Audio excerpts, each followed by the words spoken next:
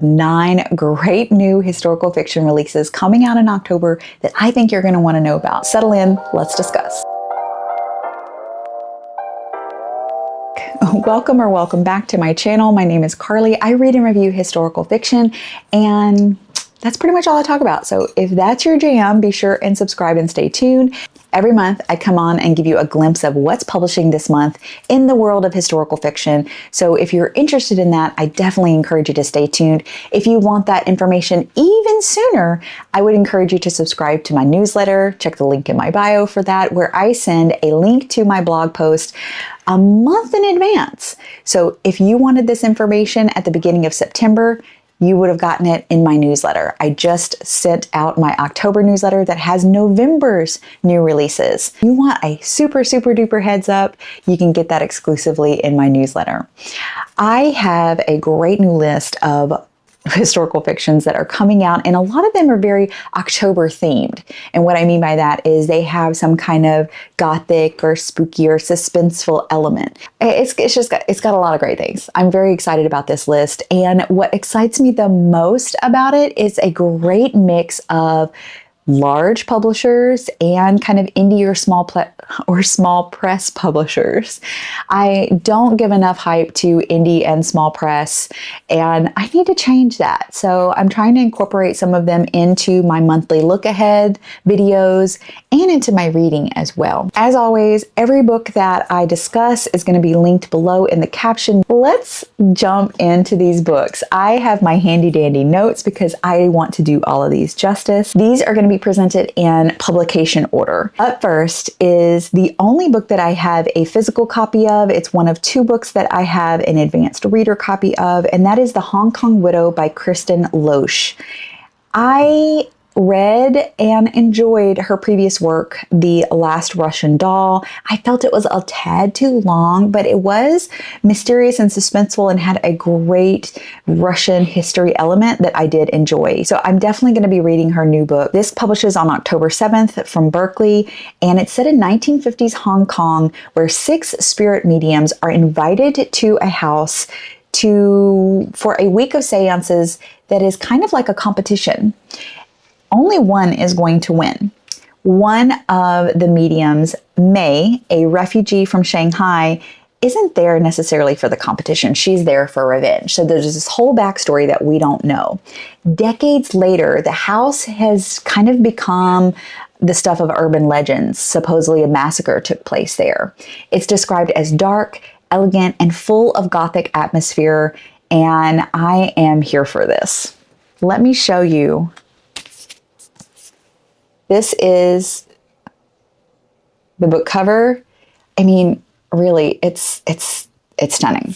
Next up is a book that I think I'm going to have to buy a copy of this book because, I don't know, it's just screaming out to me. The House on Rondo by Deborah Stone is being published by the University of Minnesota Press on October 7th. It's set in St. Paul's historic Rondo neighborhood before it was erased by urban renewal and gentrification. It's a debut that explores the loss of home, history, legacy, and identity across generations of one Black family. It's described as moving and deeply human, and it's supposed to be perfect for anyone who loved homegoing or the love songs of W.E.B. Du Bois, both of which are still on my TBR for some reason. I don't know, this book sounds so great. I am going to be watching the Goodreads reviews and ratings for this one before I jump headlong in because I'm kind of out of space for books, but I really am intrigued, and I think this one sounds so good. I have a feeling it's going to end up on my shelves. Mothers by Brenda Lozano, whose work I've not read, though I do have a copy of Witches on my Kindle. So this book is being published on October 7th by Catapult, and it's translated from Spanish. It is the story of 2 women in 1940s Mexico City, one of which her daughter has been kidnapped, the other is desperate to become a mother. It's told through this kind of sharp and biting and darkly humorous narration style. It explores motherhood, sacrifice, and how far women will go for love. The Salvage by Anbara Salam comes out on October 7th. It's being published by Tin House Books, and it sounds pretty spooky, you guys. 1962, a marine archaeologist is called to a remote Scottish island to recover a Victorian shipwreck. But when she sees a shadowy figure in the water and strange things start happening on land, she realizes that the island holds more secrets, and it sounds so eerie and so good. Haunting, moody, and once again, atmospheric. It's like the theme of the last few videos. It's part Gothic mystery and part psychological thriller. It sounds really up my alley. The Missing Pages by Allison Richmond is being published on October 14th by Union Square & Co. It's set in 1912. We've got a book collector who is aboard the Titanic with a rare book. When he's lost at sea, his mother builds a library in his legacy. Decades later, a grieving student happens to be working at that library and starts to see and feel a ghostly presence tied to the book collector and his final secret. It's described as lyrical, romantic, and deeply bookish, and perfect for anyone who believes that libraries have a soul. The Ghost House by Andy Newton, whose work I have not read. She's got quite a few books. It is being published on October 14th by One More Chapter.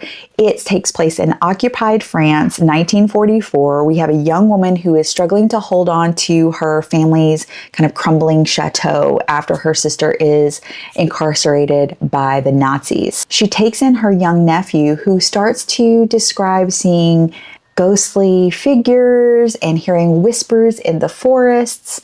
So she begins to suspect that the past is still very much alive.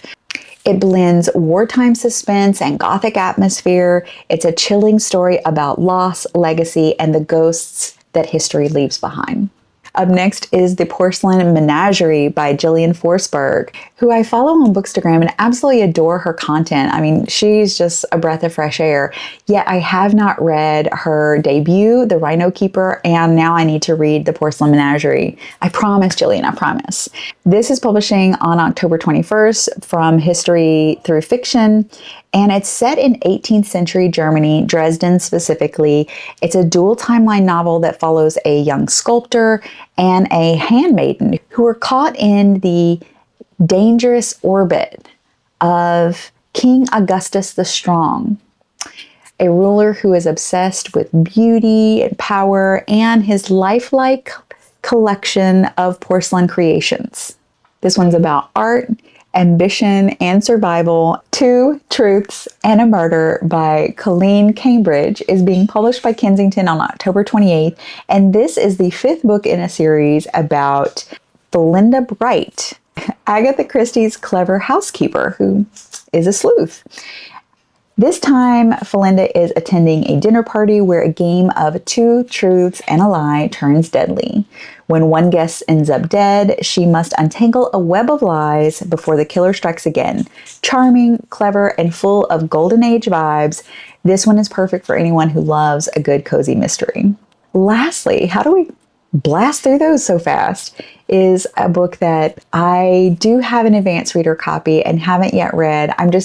I'm not sure I'm prepared for the emotional destruction that I think this book is going to have on me, and I'll tell you why. Sonora by Jenny L. Walsh is being published on October 28th by Harper Muse. It's inspired by the true story of one of America's first female horse divers. You heard me right. It follows a fearless young woman who joins a Depression-era carnival and becomes the star of the show. But when tragedy strikes, she must find the courage to climb the 40-plus foot ladder yet again and risk everything to save the act, the horses, and her own legacy.